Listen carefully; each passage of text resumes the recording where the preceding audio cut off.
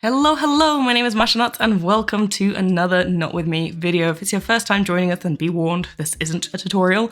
This is just a video in which I filmed myself making this bracelet and sped it up in a time-lapse as a chance for us to hang out and watch a bracelet being made. I enjoy watching time-lapses of bracelet making, which is how this series started. So here we are. This is actually quite an interesting bracelet. You might recognize it from a vlog that I did recently where I found this bracelet like in its initial position, which was like strings, right? And I think I made the loop for it, and I just found it in a box of string that I have, and I could not for the life of me remember when I started the bracelet or what the pattern it was supposed to be. Like I found this random pile of strings in the form of a loop, and I was like, this was supposed to be something, and I completely forgot. I think I started it roughly a year or maybe two ago, but I'm not quite sure. Anyway, I managed to actually find the pattern, which was relatively easy to do, based on the number of strings and the number of colors, which is important to note. The multicolored strings you see here, they're all the same string. It is, as I just said, a multicolored string. So it's kind of one type of string that then fluctuates from this like deeper blue to a lighter blue to kind of a teal / green.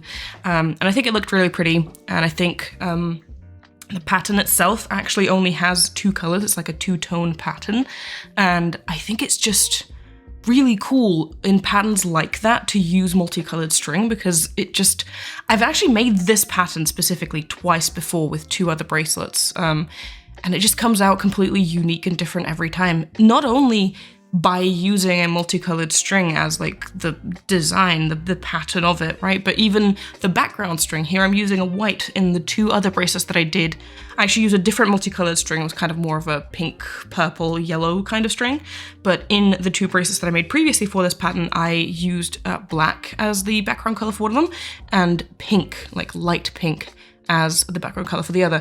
And those two, even though they were using the same exact multicolored string, they also turned out like completely differently just because I used a different background string, which was quite interesting. But I think the colors work so beautifully here. Like, first of all, I just love this multicolored string in general. And I also just love how it works with the white. I think it turned out really, really beautifully. But yeah, I found those strings and then I couldn't remember the pattern. And then, yeah, based on the number of colors, which is 2 here, and the number of strings, I was able to I remembered that I had it in my to-dos, which definitely helped, right? And on Bracelet Book, you can save patterns to your to-dos, which is basically like bookmarking patterns for later use. I remembered that I had it in there, so I just filtered it by number of strings and number of colors, and this was the only pattern in my to-dos that fit the description. But then I tried doing the same thing just from the patterns section. So like, even if I didn't have it saved, could I have still found this pattern? I was curious to try that. And yeah, I could. It took a little bit extra work because obviously there's a lot more patterns that fit that description if you just search by all patterns, but I was still very much easily able to locate it, which was cool. And then even if I wasn't able to locate it that way, maybe by searching by that criteria, right, by number of colors and also number of strings, maybe I could have found a pattern that I liked instead. And since I already have this number of colors and number of strings, I could have made a completely different pattern. Maybe not one that I was intending when I cut the strings, but still one that would have fit the strings that I had. So that's just quite a helpful tip in general. If you kind of want a more deeper dive into how to do that, then I do recommend watching that vlog. I'll link it in the description for you. But yeah, basically I show you how I did it specifically. It's a very helpful trick to use in general as well when you see a pattern that someone has made online or just in real life or something, I don't know, and you don't have the pattern for it, or maybe this person didn't share the pattern for it. If you count the number of colors and you count the number of strings, which you can do, kind of a little bit more difficult to explain how to do that, but obviously if you can see the strings, then just count the strings. Like if it's a photo of an unfinished bracelet or something, then just count the strings. That's easy to do. But if it's a photo of a finished bracelet, you can count the number of strings. Specifically, I'm talking about normal patterns here. I'm not talking about alphas, just FYI. But you can count how many knots there are in a row, and then multiply that by 2, because each knot is made up of 2 strings. So that would be how you come to the conclusion of how many strings there are, and then based on that information, going on Bracelet Book or whatever bracelet making website you suspect this pattern is on, and then filtering it by that. I actually have found bracelets, sort of patterns really frequently based on that. I'm recently started doing a series on my Instagram where I'm posting photos of bracelets that I forgot to post. So I was going through my files just on my computer and I found like 50-ish pictures of bracelets that I just never posted on Instagram. And I was like, oh my God, why did I never do this? This is ridiculous. And so I started like this hashtag Masha's Bracelet Archive on Instagram where I'm just posting pictures of old bracelets. And the funny thing is, some of them are so old that I don't remember the patterns for them anymore. Oftentimes, once I finish a bracelet, once it's done, I remove the pattern from my to-dos, which I'm now realizing is probably not a good idea because I'm running into situations like this. But what I do instead is then, if I'm looking for a pattern that I know I made but isn't in my to-dos anymore, I then go on my Instagram or I go on my photos on Bracelet Book and I look at what the pattern is based on the Instagram description, because I always link the pattern in the description of my Instagram posts, or based on, whatever pattern I uploaded it on to Bracelet Book. But then these are all the bracelets that I made probably like 4 or 5 years ago, a lot of them, and that I just don't remember the patterns for, like, at all. So this trick has helped me locate all but 2. There were 2 patterns that I wasn't able to find that I suspect might have either been deleted or on a different website potentially that I couldn't search. So yeah, I asked for help in the comments, and one of you actually was able to help me out with, but the other one is still remaining a mystery to everyone. So yeah, that's this bracelet. I love how it's turning out. Once I started making it, I also remembered that I very much made this pattern twice before, so I didn't even have to reference the pattern as much because I just remembered how to do it. Still made like a couple of mistakes here and there, but there's no bracelets that I've ever made that didn't have at least 1 or 2 knots that I had to unknot. Some had meant much more than 1 or 2, which was painful.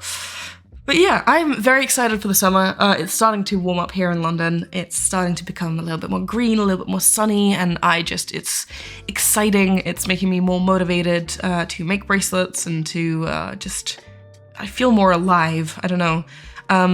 And yeah, I just got back from quite a long trip. I did a 2-week-long trip around Europe, which I've been meaning to do for years. Obviously COVID happened and stuff, and then also I didn't have very much money previously, and now I finally saved up to do this.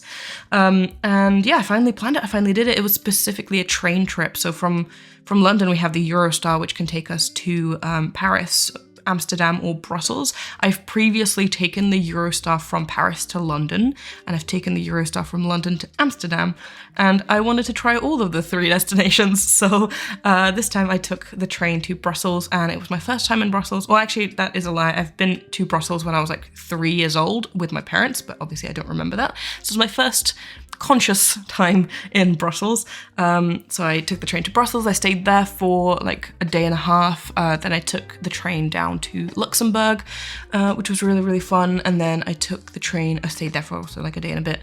I took the train to Basel in Switzerland. I stayed there for a little bit. Then I went to Zurich in Switzerland, stayed there for a little bit.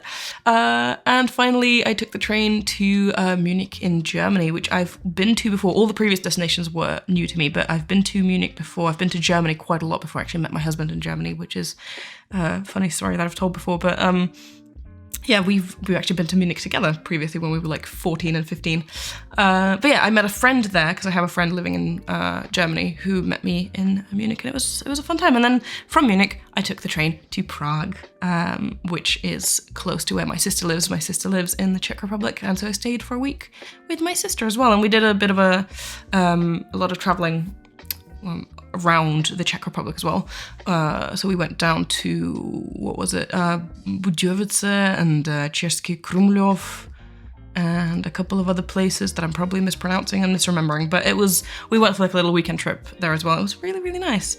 But yeah, and then I got back, which is now, and I decided to dive head first into filming videos, because tell me why I decided I'm gonna film a tutorial for a quite simple bracelet that I haven't made a tutorial for thus far for some reason. And yeah, I was like, it's a simple bracelet. Let me make a collection of it so I can show people what it looks like in different colors, so it can be really pretty.